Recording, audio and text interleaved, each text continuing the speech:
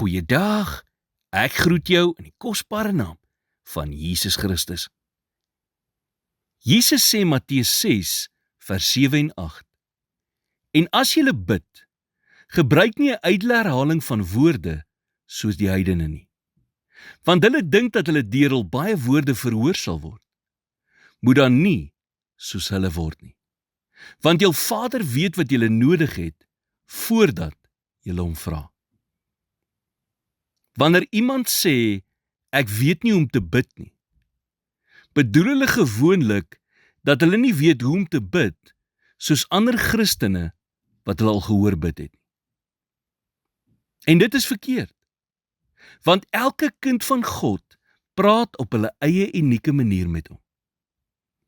Jesus sê, jy hoef nie bekommerd te wees oor die regte woorde nie, want julle Vader weet presies wat julle nodig het, nog voordat julle hom vra.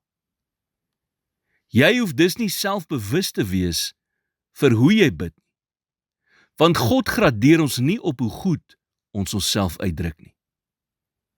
Hy luister meer na ons harte as na ons woorde. Gebed is baie soos om asem te haal. Jy haal instinktief asem. Dit is iets wat net natuurlik gebeur as gevolg van ons oomblik vir oomblik afhanklikheid van suurstof. Dit is hoe God wil hê ons met hom moet kommunikeer. Hy wil hê dit moet iets wees wat net natuurlik kom. Hy wil die lig wees wat ons inasem en die omgewing waarin ons leef.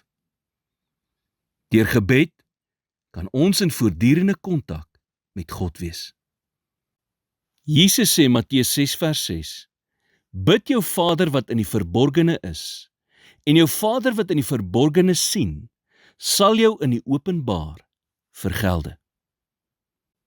Gebed is nie 'n openbare demonstrasie van hoe geestelik jy is nie. Dit is kommunikasie met die een wat ons liefhet. Iets wat vra om alleen met hom te wees, weg van onderbrekings en afleidings. Dit gaan daaroor dat jy en jou Vader 'n intieme gesprek het. Here, dankie dat U meer na ons harte luister as na ons woorde.